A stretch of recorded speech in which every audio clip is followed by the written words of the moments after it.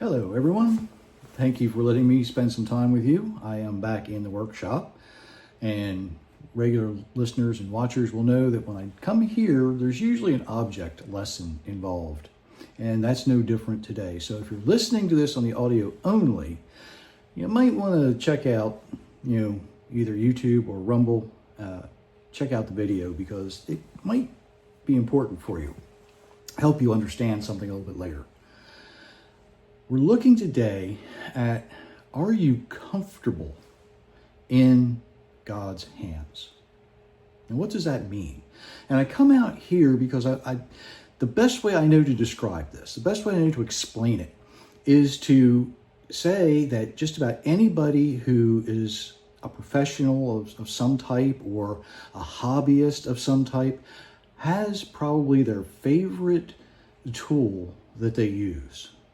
It feels right in their hand. They know what it's going to do. They know how it's going to react. They know how it's going to respond every time. And it doesn't matter, mechanics have their favorite wrenches, and carpenters have their favorite hammer or their favorite rule or something like that. Something I really didn't realize until a few years ago, and I've watched this almost of my life, is that people who knit and crochet, they also have their favorite type of needles that they use. They feel right, even though they're all supposed to be the same size. Different companies manufacture them from different materials. And the feel of them has to be right in your hand. They have to be comfortable so that you can use them. Something I bought a long time ago, probably about 1981 or 1982 maybe, was just a silly little flat bar. And I'll move a little bit closer. You can kind of see it's worn, it's kind of shiny. It's even got a broken spot there. But this is the one that I go to after, 40 some years, right? This is what I go to. I've got new ones, but they just don't have that same feel. They're not comfortable. When someone uses a tool, and it doesn't matter, think about a chef. They probably have that favorite pan that they use so that they know just by the feel of how warm the handle is when something needs to be stirred. They want that meal to come out perfect. They have their own knives, and that's what makes them, it lets them do those really fast speed cutting things. But when someone hands you something that isn't yours to use, even a pen, something as crazy as a pen, some pens feel really good in some people's hands, others don't. That's why they make so many different varieties. All of these things that we have. Now, like this bar, it's mine. I've used it for a very long time.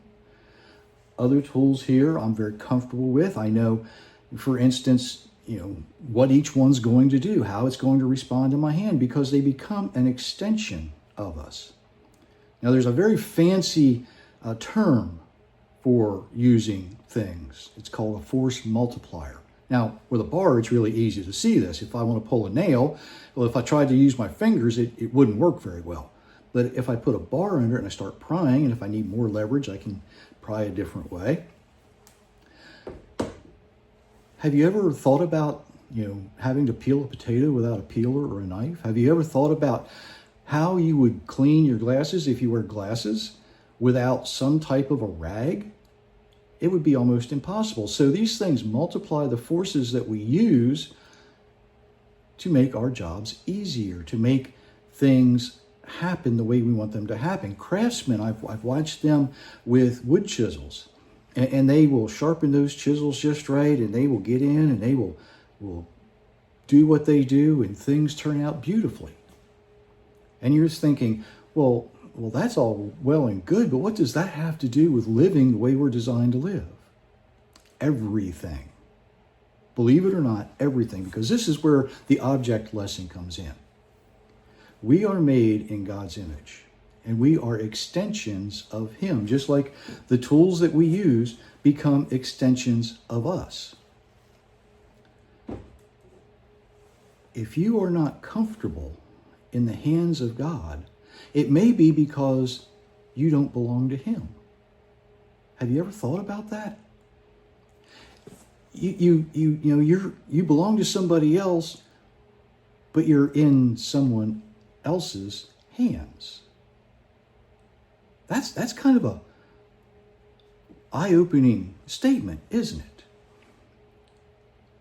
Is your Creator, when he puts you in his hand, is he comfortable? Does it feel like an extension of him? Or is he trying to force something to happen other than being the craftsman that he is? Think about it this way. If you don't belong to him, who do you belong to?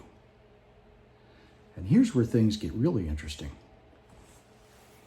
In Jeremiah chapter 7, I had to think for a moment, it says, if you hear my voice, if you obey my commands, then you will be my people and I will be your God. See, that's how we belong to him. David gives us this image in Psalm 139 of being in his hands. That's where that all comes from. So if you belong to somebody else, if you're following somebody else's traditions, if you're following somebody else's marching orders, how can you belong to God? How can you be comfortable in his hands while he's trying to use you?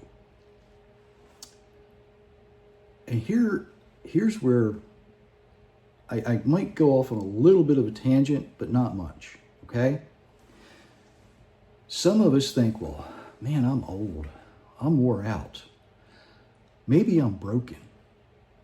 It's not going to stop our Creator from being able to use you. It's no different than this bar that I bought a very long time ago. It's wore, it's broken, but it's the one I go to because I know the feel of it. It's mine, and in my hands, I know how much force to use, where, and how. Some people, some people that have broken some of these might think, how have you had that bar for 40 years? Well, it's easy. You get to know your tools. Just like a seamstress knows their scissors, just like a professional that uses a pen all the time, whether it's a draftsman with a mechanical pencil. Short track here. I was in a hobby store not too long ago, and I saw this whole display of different types of mechanical pencils. And the reason there's so many types is because not each one is going to fit in the hand of the person who uses it the way it needs to fit. And if a tool doesn't fit your hand, you can't use it properly. But if you want a tool to fit your hand, the best way to do that is to have your own. So that you know the feel, you know the balance, you know what it's like. A chef, if someone hands them a different knife than what they're used to, they're going to stop and they're going to feel that knife for balance and weight, and they're going to slow up just a little bit. They're not going to do the choppy chop thing that they do so well because they don't want to lose a finger. Are you comfortable in the hands of your Creator? That's the question.